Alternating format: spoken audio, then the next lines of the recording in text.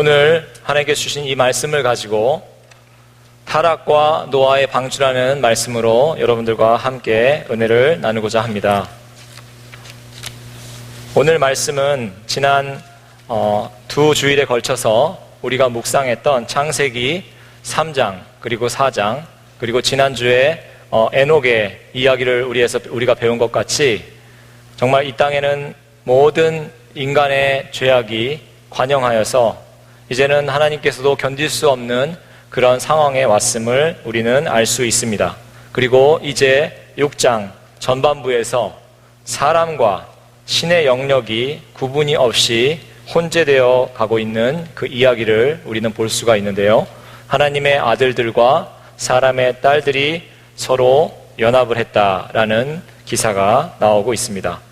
바로 선악과를 취함으로 말미암아 하나님의 주권과 명령에 도전했던 그 이야기와 맥을 같이 한다라고 볼 수 있습니다. 그리고 이런 죄악과 타락의 모습은 이제 앞으로 우리가 함께 나누게 될 창세기 11장 말씀에 나오는 바벨탑 사건에서도 그것이 재현이 됩니다. 하나님의 아들들이 사람들에게 딸들에게로 들어와서 자식을 낳았다는 것은 바로 우리가 하나님의 창조사역에서 본 것과 같이 하나님이 제정하신 울타리와 영역을 범하는 것이 되었고요. 이것은 곧 하나님께서 의도하신 창조의 섭리, integrity of creation을 위협하는 그런 일이 되었던 것입니다. 바로 이와 같이 하늘의 사람들과 땅의 사람들이 서로 연합하는 이 무질서는 바로 인간의 죄악된 모습을 반증을 하고 있는데요.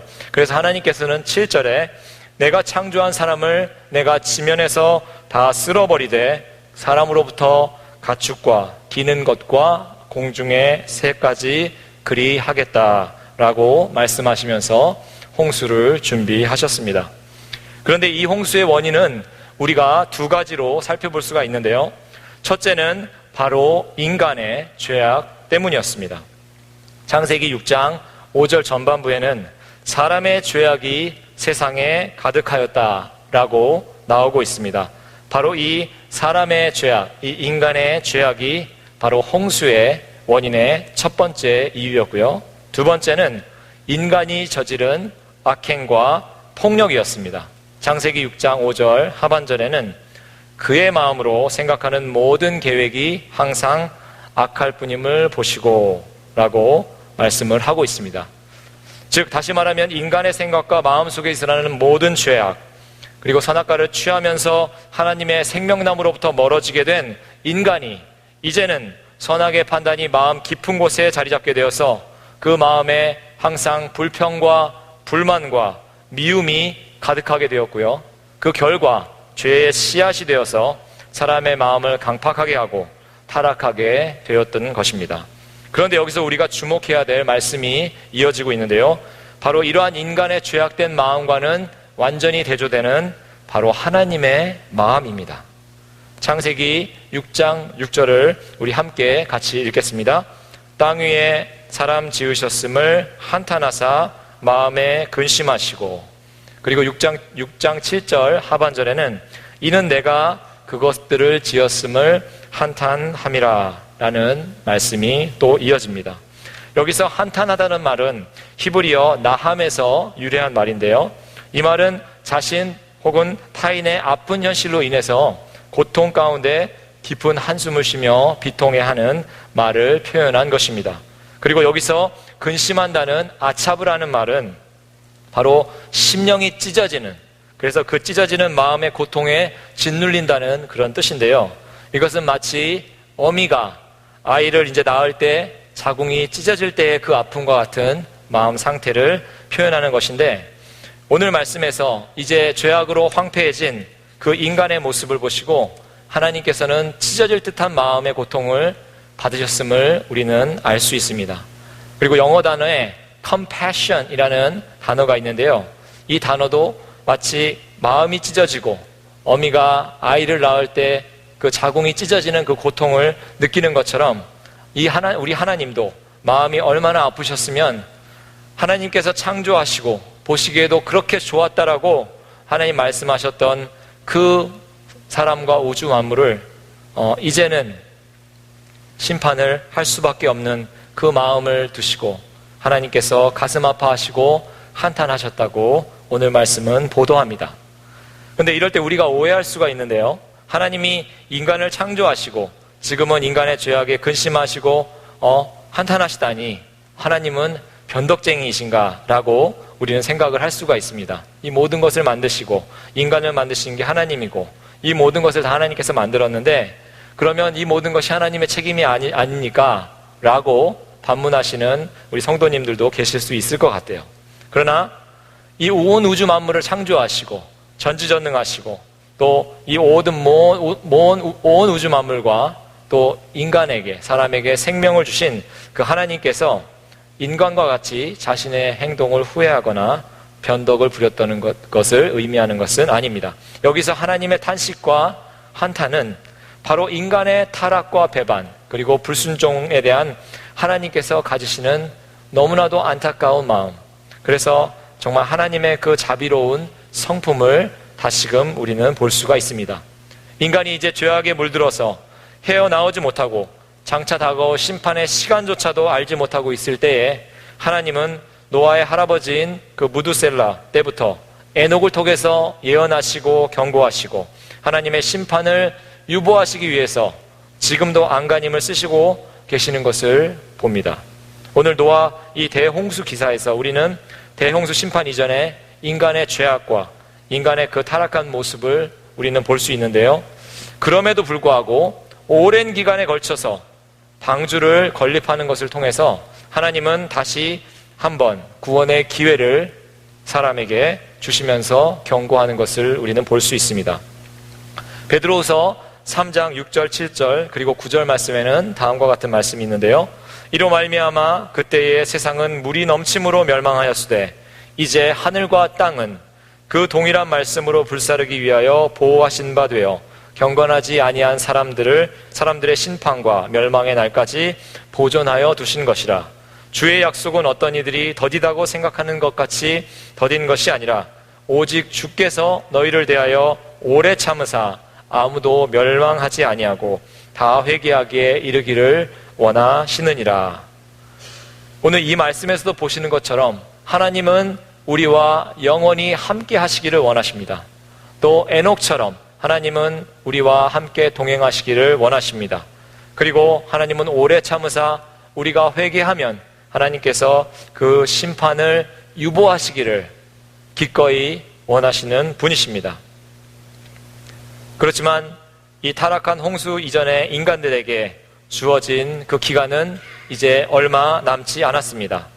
그렇지만 그 시간 동안 하나님은 인내와 긍휼을 베푸셨고 또 인간 편으로 봤을 때는 회개와 각성의 기간을 주셨습니다. 바로 집행유예 기간이었던 거죠. 하나님께서 우리와 영원히 동행하시길 원하시고 또 하나님의 형상대로 창조된 우리 사람을 물로 심판하시지 않기 위해서 얼마나 가슴 아파하시고 한탄하셨겠습니까? 그럼에도 불구하고 일찍이 하나님을 떠나간 아담의 아들 가인과 가인의 후예인 난폭한 사람 라멕은 살인을 범했고 또 초기 경건했던 셋의 후손들까지 점차 가인의 후손들의 죄악과 연합하게 되면서 이제는 온 죄악이 하나님도 참을 수 없는 그 지경에 이르게 되었던 것입니다. 이에 하나님은 온 땅을 심판의 물로써 정결케 하기로 작정하시고 노아와 더불어서 새로운 구원의 역사를 계획하신 것입니다. 이렇게 하나님의 마음은 우리를 향해서 끊임없이 우리를 향해 보시고 우리를 향해서 다시 한번 기회를 주시고 그래서 우리와 함께 동행하시는 그런 하나님입니다. 그래서 창세기 1장에 하나님이 사람을 창조하시고 하나님의 창조사역의 클라이막스인 인간 창조, 어떤 우주 만물보다도 좋다고 하셨을 때 하나님은 이렇게 고백했습니다. 하나님이 그 지으신 모든 것을 보시기에 심히 좋았더라. 하나님이 사람을 창조하시고 너무나 기쁘셨어요. 너무나 좋으셨던 것이죠. 그런데 아이러니하게도 오늘 말씀 6장 5절과 12절에는 여호와께서 보시고 또 하나님께서 보신즉 땅이 부패하였다라고 말씀을 합니다.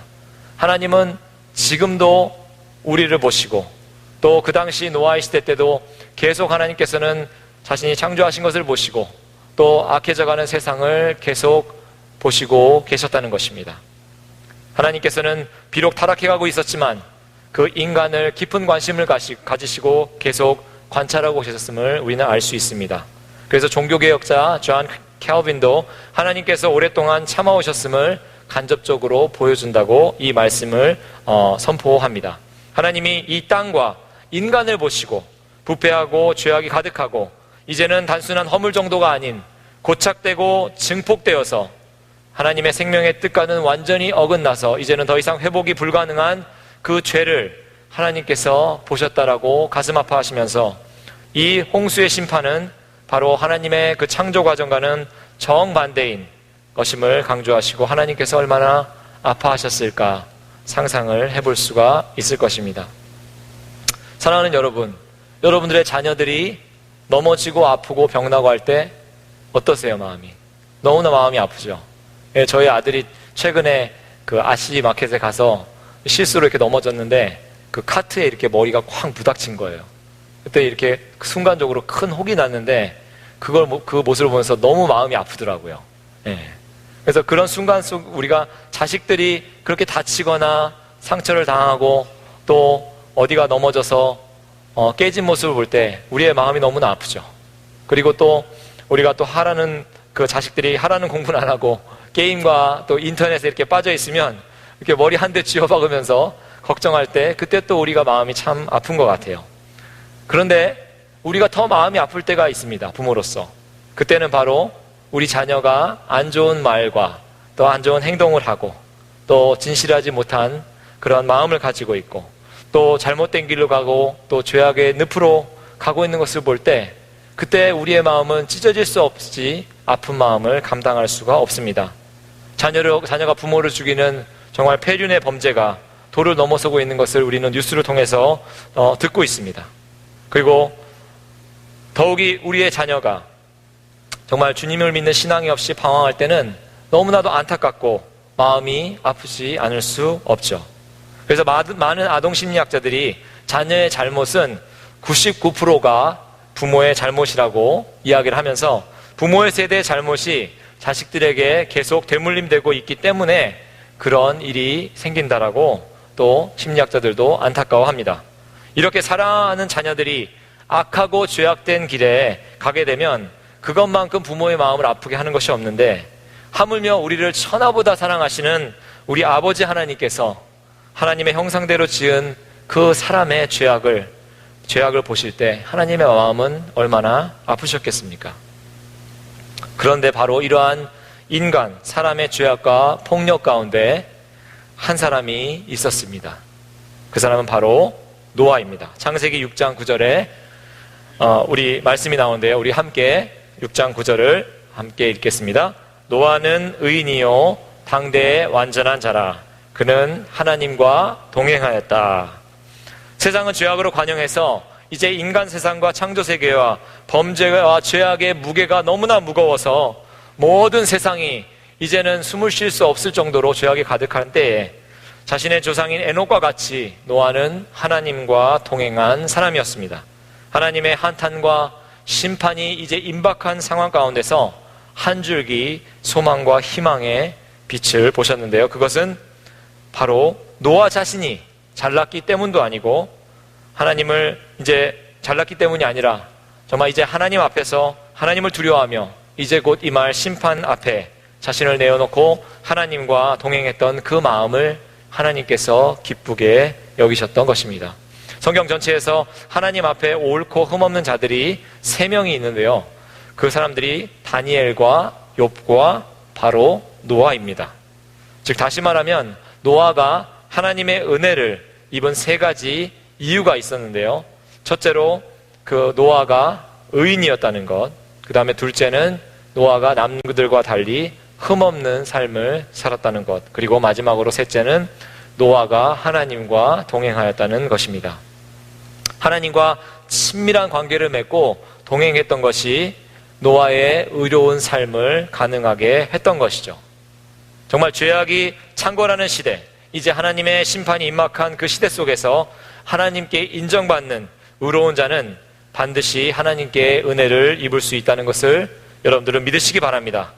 요즘 우리가 살고 있는 이 시대 너무나 정말 힘들고 어렵죠. 매일매일 우리가 살아갈 때 오늘은 무엇을 먹으며 무엇을 입으며 또 어떤 일을 하며 어떤 생각을 하고 살까, 때로는 우리의 삶이 우리를 힘들게 할 때도 있습니다. 정말 하나님을 온전히 섬기고 또 참 복음을 쫓는 삶을 사는 것이 쉽지 않은 것 같아요. 너무나 많은 대가들이 늘 우리에게 다가오는 것 같습니다. 세상은 점점 악해져 가고요. 좋은 소식보다는 슬픈 소식, 또 안타까운 소식이 매일 뉴스를 통해서 우리에게 들려옵니다. 종교라는 이름으로 전쟁을 하고요. 교회와 목회자의 부패와 비리가 뉴스의 한 꼭지 이상을 차지합니다. 그렇지만 여러분, 시대의 타락을 근심 걱정하며 우리의 신앙에 주저하거나 나약해지는 것에 핑곗거리가 될 수는 없습니다. 먼저 우리 자신이 하나님 앞에 성결한 삶, 거룩한 삶, 또 성령 충만한 삶으로 말미암아 하나님께 인정을 받고 하나님께 은혜를 입는 우리 모두가 되시기를 간절히 바랍니다. 그래서 오늘 말씀 6장 22절에 왜 노아가 하나님께 은혜를 입었을까? 그 이유를 우리는 알 수가 있습니다. 먼저 13절에 하나님께서 노아에게 이르시되 라는 하나님의 말씀이 나옵니다. 하나님은 노아에게 지금 말씀하시고 하나님은 지금 노아에게 명령을 하고 계시는 것입니다. 그러나 22절에 노아는 어떻게 했습니까? 노아는 그와 같이 하여 하나님이 자기에게 명하신 모든 것을 다 준행하였다라고 성경은 보도하고 있습니다. 하나님께서 말씀하시면 그 말씀에 전심으로 순종했던 노아, 하나님이 노아에게 명한 모든 것을 다 준행했다고 나옵니다. 노아는 하나님께서 명하신 대로 방주를 준비해서 홍수 대심판을 기다리고 있습니다. 그리고 방주를 만들면서 얼마나 많은 사람들에게 이 안타까운 마음으로 대심판을 경고하고 다니고 있었을까요?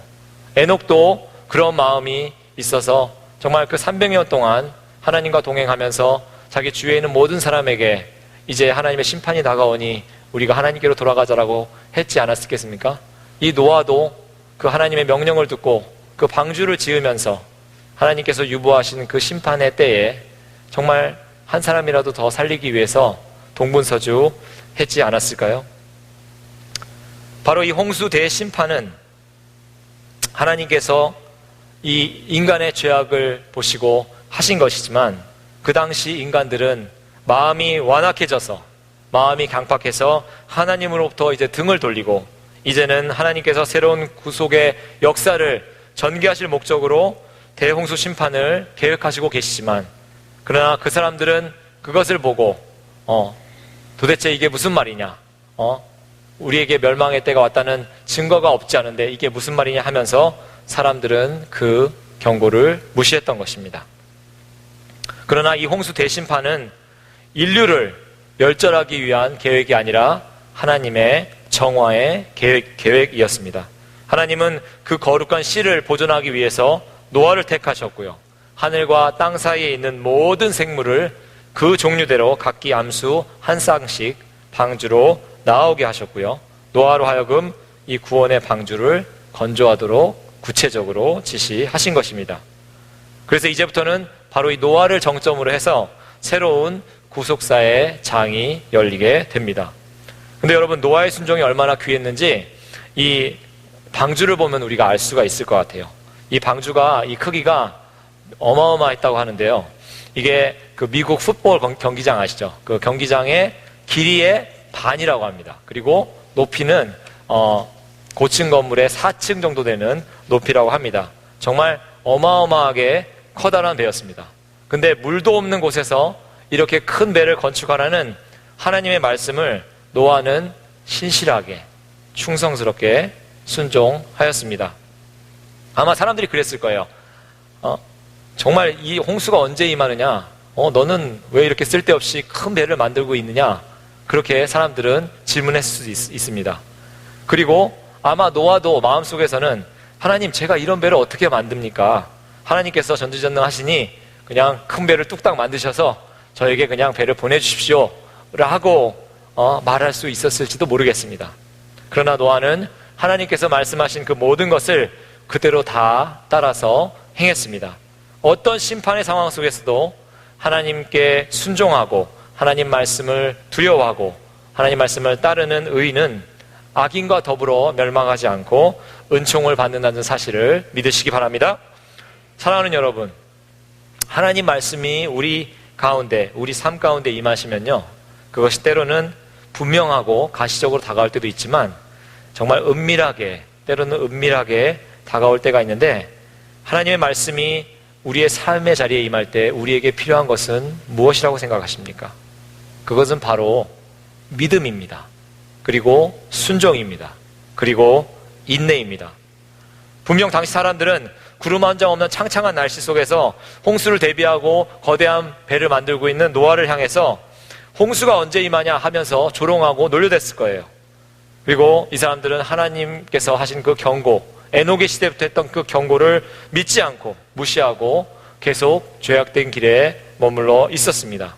하지만 때가 이르고 이제 홍수의 대심판이 임했을 때 노아를 조롱했던 그 방주 밖에 있던 사람들은 모두 다 물에 수장되어 죽고 말았던 것이죠. 이것은 지금 21세기를 살고 있는 우리에게도 적용될 수 있는 말씀입니다. 정말 안타까운 것은 많은 사람들이 예수님의 재림과 최후의 심판에 대한 경고를 믿지 않고 무시하고 있다는 사실입니다. 주님의 재림의 때가 언제 있느냐? 하나님은 없다라고 하면서 자신의 믿음과 착각 속에서 살아가는 사람들이 아직도 우리 주변에 많이 있습니다. 사랑하는 여러분, 여러분은 지금 어디에 있습니까? 세상의 물결 속에서 허우적대면서 자신의 만족과 위로라는 튜브에 간신히 기댄 채 부유하는 인생으로 살고 계십니까? 아니면 우리 인생의 구원의 방주이신 그 주님 예수 그리스도와 함께 동행하고 계십니까? 참된 믿음과 순종과 인내는 그 대상이 누구인지 분명히 알 때 그 참된 믿음과 참된 순종과 참된 인내가 우리가 가질 수 있습니다. 우리가 바라보아야 할 대상, 우리의 구원의 길은 누구입니까? 바로 여호와 한 분뿐입니다. 요엘서 2장 32절에는 누구든지 여호와의 이름을 부르는 자는 구원을 얻을 것이다 라는 말씀이 있습니다. 믿습니까? 그러나 그렇지 않고 하나님을 떠나서 각기 제 갈로 갈 때는 결코 구원이 올 수 없습니다. 그리고 하나님은 우리가 구원 얻을 통로를 단 하나로 정하셨는데요, 그것은 오직 그리스도를 통해서 구원을 얻도록 하셨습니다. 오늘 노아의 방주에는 유일한 단 하나의 문, 그 문이 바로 예수 그리스도에 의해서만 구원을 받을 수 있다는 것을 우리에게 예표하고 있는 것입니다. 예수님께서도 요한복음 10장 9절에 자신을 가리켜서 내가 문이니 누구든지 나로 말미암아 들어가면 구원을 받고 또 들어가며 나오며 꼴을 얻으리라 라고 말씀을 하셨습니다. 하나님께서 말씀하시고 예수님의 제자가 되는 길에서 우리가 할 수 있는 삶의 응답은 바로 순종입니다. 그래서 사무엘상 15장 22절에 있는 말씀을 우리가 함께 읽겠습니다.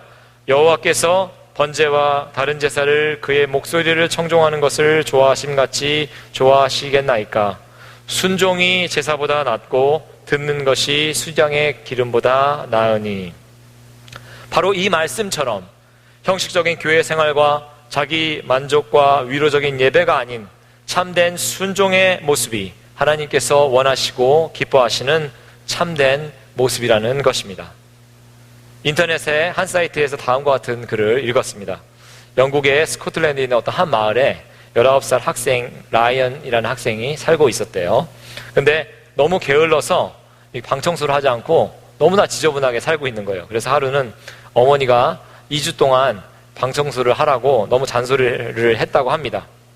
그래서 온 가족이 이렇게 모여드린 거, 믿음의 또 가정이었나 봐요. 그래서 온 가족이 이렇게 예배드리는 시간에 아이에게 이렇게 물어봤어요. 방청소를 잘하고 있냐? 그리고 또 너희들 방을 잘 정돈하고 있냐? 대답은 뻔하죠. 예, 방이 아직도 엉망이 되어 있었습니다. 그래서 이 엄마가 계속 2주 동안 방청소를 하라고 해도 이 아이가 청소를 안 한 거예요.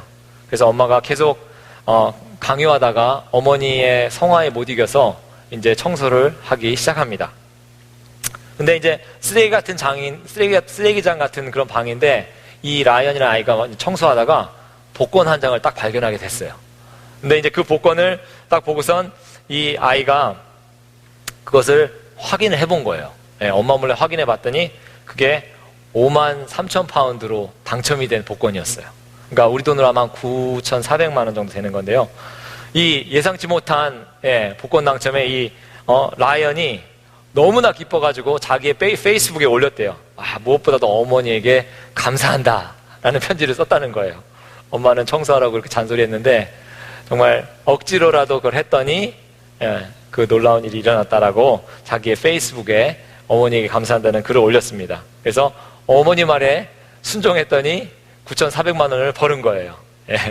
그래서 여기 유스그룹 학생들 없지만 이렇게 순종할 때 땡 잡는 날이 있을 줄 믿습니다.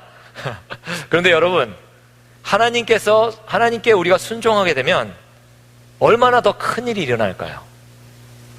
정말 오늘 노아는 하나님께 순종하는 마음으로, 정말 순종함으로 말미암아 하나님께 은혜를 받았고 또 그거에 대한 확실한 증거를 이제 받게 됩니다. 오늘 말씀 18절에 말씀이 있는데요. 우리 이 말씀도 다 같이 함께 읽어보겠습니다. 그러나 너와는 내가 내 언약을 세우리니 너는 내 아들들과 내 아내와 내 자부들과 함께 그 방주로 들어가고. 무엇을 세우신다고요? 네, 언약입니다. 언약. 하나님의 언약은 곧 은혜의 약속이고 이 약속은 바로 하나님께 순종하는 자에게 주시는 놀라운 선물입니다. 그런데 바로 이 언약이라는 이 히브리어 베리트라는 단어가 성경에서 가장 먼저 등장하는 곳이 바로 창세기, 우리가 읽은 창세기 6장 18절입니다. 우리의 참된 순종은 하나님의 풍성한 약속의 은혜가 내려오는 통로입니다. 믿으십니까? 근데 이 약속은 무엇입니까? 우리가 지금은 알지 못하지만 앞으로 우리에게 주실 그 하나님의 은혜입니다. 이 약속이 여러분들의 삶에 넘치실 줄을 믿습니까? 오늘 말씀을 통해서 우리는 죄악으로 물든 인간의 타락을 보았고요. 그렇지만 끝까지 참으시며 인내하시는 하나님의 성품을 보았습니다. 그리고 홍수 심판의 말씀을 통해서 이제는 앞으로 임할 마지막 때에 예수님께서 다시 우리에게 오시고 또 그때 임할 최종 심판의 날에 우리가 죽음과 멸망 가운데 있는 것이 아니라 하나님과 동행하며 천국 백성이 되는 날을 고대하고 기대하는 그런 순종의 삶, 믿음의 삶을 사셔서 이 세상 가운데 우리가 승리하며 주님의 제자가 되고 이 세상의 빛이요 소금이 되는 그런 귀한 삶을 사시기를 온 성도들에게 모든 성도들이 되시기를 주님의 이름으로 간절히 부탁을 드립니다. 이 시간 우리가 함께 기도하실 때에 하나님, 우리가 이 어려운 세상, 정말 척박한 세상을 살고 있지만 하나님, 이 세상 속에서 하나님께 순종하기 원합니다. 하나님께서 말씀하시면 우리가 그 길을 걷겠사오니 하나님, 우리에게 힘 주시고 능력 주시고 은혜를 베풀어 주시옵소서. 이 시간 함께 우리가 동성으로 기도하겠습니다.